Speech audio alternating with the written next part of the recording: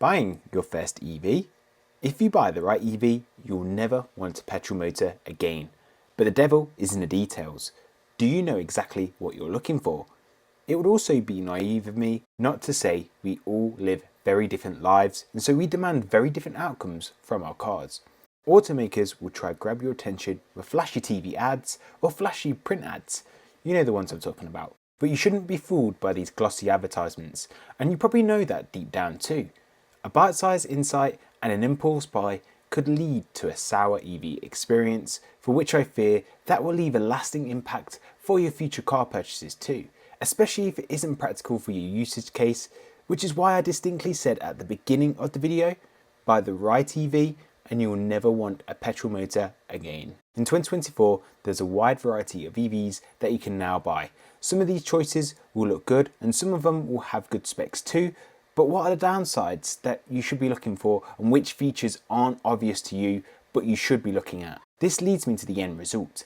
This is primarily an informative insight into features that you should be seeking with an EV that you're most likely not considering at all at the moment and why it's essential that you do. But it will round off with me highlighting why the Tesla Model 3 is a vehicle you should probably consider today, new or used. It's a solid top tier choice for being an all-round performer, and where it lacks, the Tesla Model Y will probably fill that void. So if this video sounds like an interesting insight, buckle up, hit that like button, hit the subscribe button, and finally hit the notification bell. Right, let's get deep into the reasons why. So first up, what should you be looking for in an EV? Well, I can't talk for everyone's scenario, but for the average driver, in a nutshell and in no particular order of importance, max DC charging speed the car can take, but more crucially, the 0 to 80% charging time. I'll explain the reasons why the latter is a more preferable metric. Is the car's software intuitive, easy to use and actually useful, especially when using the navigation? Does it have a heat pump, or at least a heat pump option for winter driving? What's the passenger space and storage capacity like? The vehicle range? What driver assistance features does it offer? And finally, what's the vehicle's safety ratings like? So some of these are obvious, like range and space. They're self-explanatory, so I won't cover them in today's video. That said, other features like software's intuitiveness, I'm pretty sure that's not even a real word, but the point is, some of these points are extremely important, and once you know what you're looking for, I feel anyone can identify with these potential flaws and understand how important they are to have and why. So let's deep dive into these reasons why, before concluding why the Tesla Model 3 or Model Y could be your natural fit. First up, charging speeds. Max charging speed doesn't matter all the time. Shock, right? So if your EV of choice doesn't do 350 kilowatts charging, that should not be a deal breaker, because for the average driver, they will not be doing, say, 300 miles a day or demanding a fast full charge daily. So you hardly even see the benefit of the max speed. The everyday driver does 30 odd miles a day, and then most of these people can conveniently charge from home or even at their place of work. So even slow 3 kilowatts or 7 kilowatt speeds, it's so easy to restore a high state of charge again just over a few hours when you aren't using the vehicle, you know, when you're working or sleeping. So Adam, why does charging speed actually matter for some road users, aka the road trippers, and why the max charging speed isn't always the most important metric to follow? Well folks, the devil is always in the detail. In a nutshell, how long can the EV in question sustain its highest charging speeds over the charging session? For example, if it can charge at 350 kilowatts, it may start there or touch that speed near the start of the session, then it immediately drops to 120 kilowatts and then feather down to near zero at 100%.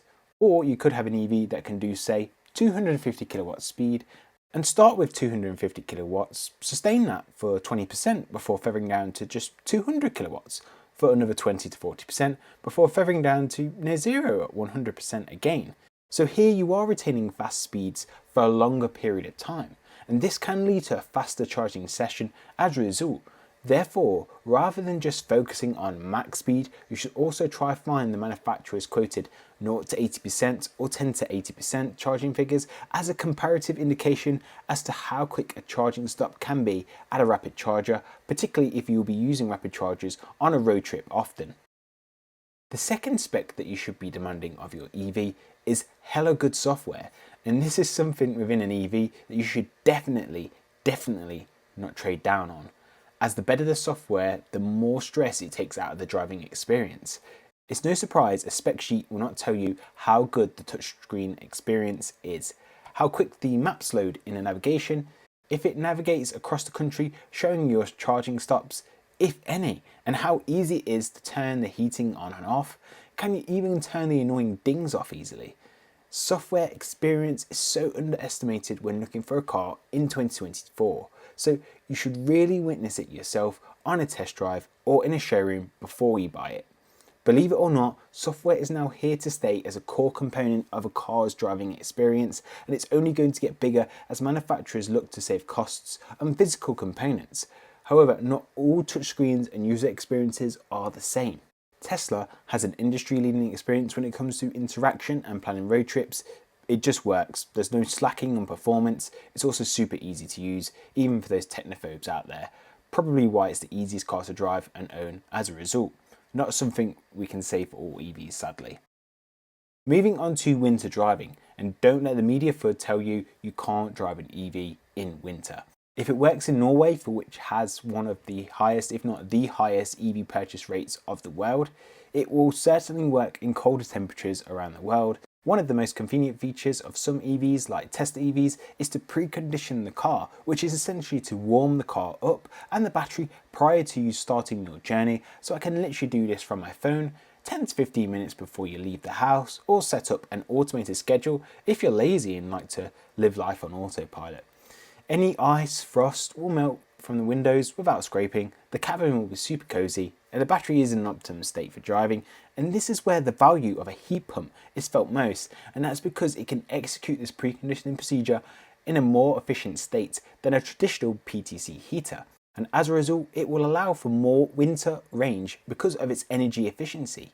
Not all manufacturers offer this as standard as Tesla does, and sometimes this is an optional extra by the manufacturer. So this makes Tesla's value proposition even more valuable when you take this optional extra into account.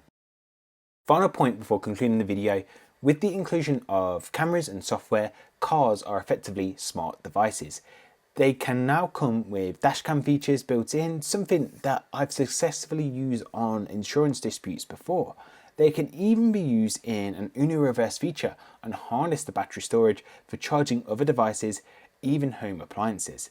But when it comes to driving, features that aid the driver, like lane keeping, pedestrian warnings, and autopilot features, are designed to make driving easier and help avoid or mitigate collisions. Whilst they can come with extra nags, the value of safety features for those long distance driving, for when fatigue can set in, and for family units, safety features and the vehicle's overall safety rating should be valued highly. Similar to the heat pump scenario, these don't actually come as standard, believe it or not, and are sometimes just an optional feature to be safer. But should safety really be an optional feature for a car? I'll let you be the judge on that. So to conclude, if you want to pick the right EV, you should take note of these features you should be searching for. Believe it or not, the Tesla Model 3 and the Tesla Model Y have all these features as standard, and when you take these features into account, it may even come out cheaper than your initial alternative EV. Therefore, if you're in the market for an EV, Tesla sets a good benchmark of expectations for what EVs should be like. I highly recommend you test drive one to see why it's an industry benchmark.